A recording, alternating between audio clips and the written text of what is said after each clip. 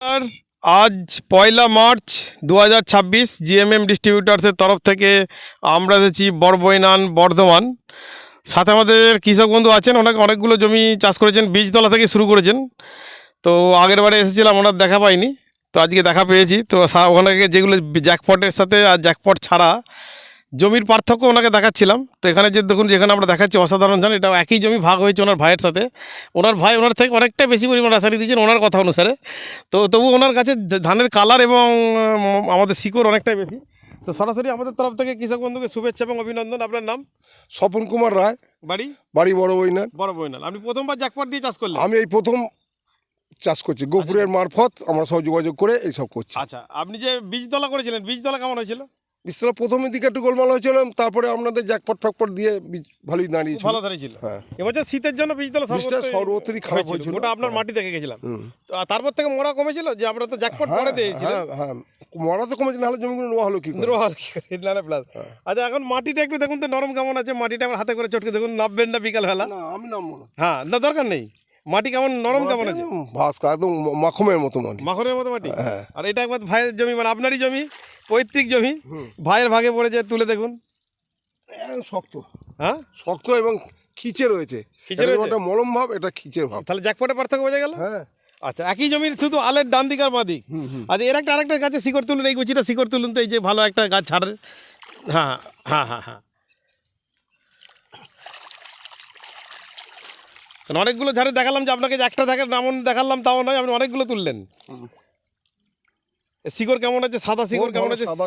শীষের লেন্থ কেমন আছে? ভালোই আছে। শীষের দৈর্ঘ্যটা হাতে একবার ফেলুন দেখি, দেখেছেন শীষটার লেন্থ কতটা? আচ্ছা, পাশের জমি এটা লাইভ তুলুন, এটা থাক, এটা হাতে থাক, এর সাথে এটা তুলনা করব।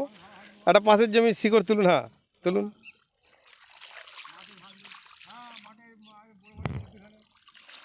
এবার দুটোকে পাশাপাশি ফেলুন, কার শিকড় ভালো আছে দেখুন তো। আমার জমির শিকড় কিন্তু খুব ভালো। শিকড় ভালো? আমার ভাইয়ের জমির শিকড় খুব একটা ভালো না। শিকড় ভালো হলে ধান ভালো হবে? হ্যাঁ, হ্যাঁ, নিয়মিত গরুর যদি বাড়ির যদি ভিত ভালো হয়, হ্যাঁ, তো বাড়ি ভালো থাকবে। তো এখন তো ধান দেখাতে পারবো না।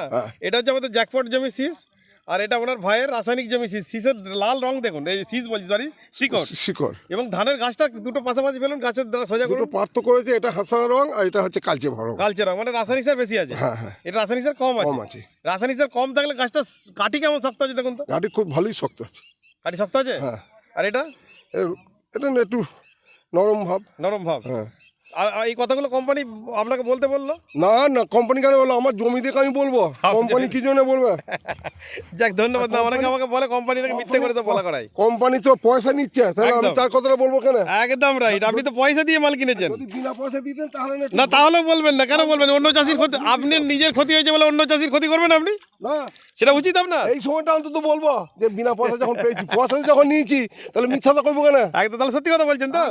যাক, আপনি ব্যবহার করে আপাতত দৃষ্টিতে খুশি? খুব খুশি, ধন্যবাদ। আরও যত দিন যাবে আপনাকে এত তাড়াতাড়ি আসতাম না, গফুর সাহেবের চাপে আমি এলাম।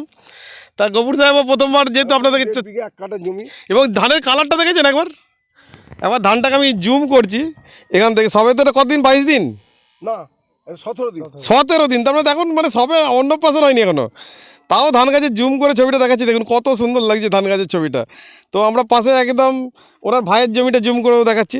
এই ধানটা গ্লেজই নেই, দেখুন একবার আপনি, ধানটা গ্লেজ আছে? হ্যাঁ, গ্লেজ, এই যে গ্লেজটা চকচক করছে, এটা হোয়াইট কালার, মনে হচ্ছে গোবিন্দভোগ ধানের মতো লাগছে না কালারটা?